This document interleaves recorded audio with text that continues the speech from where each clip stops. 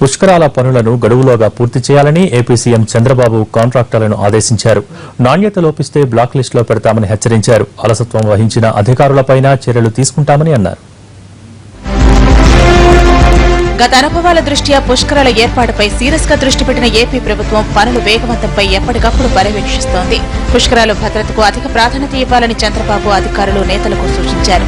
Kurnool collectorate లో సమీక్ష నిర్వహించిన ఆయన సీసీ కెమెరాలు, డ్రోన్ల సాయంతో భద్రతను పర్యవేక్షించారన్నారు. యాగంటి, అహోబిలం ఆలయాలను అభివృద్ధి చేయాలని ఆదేశించారు. నదుల అనుసంధానం విజయవంతంగా పూర్తి చేశామని, ఇక చెరువుల లింకింగ్ మీద అధికారులు దృష్టి సారించాలన్నారు సీఎం. నీరు చెట్టు నీరు ప్రగతిపై చంద్రబాబు టెలికాన్ఫరెన్స్ నిర్వహించారు.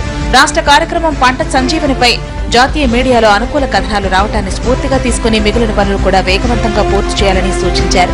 గొలుసుకట్టు చెరువుల అనుసంధానం, వాగులు, వంకలు, పూడికతీత, కట్టల పటిష్టం తదితర చర్యలను యుద్ధ ప్రాతిపదికన పూర్తి చేయాలని రివ్యూ మీట్ లో సీఎం అన్నారు. భూగర్భ, ఉపరితల జలం వివరాలు ఎప్పటికప్పుడు వాస్తవ ప్రాతిపదికన నమోదు చేసి వాటర్ ఆడిటింగ్ పకడ్బందీగా నిర్వహించాలని సూచించారు.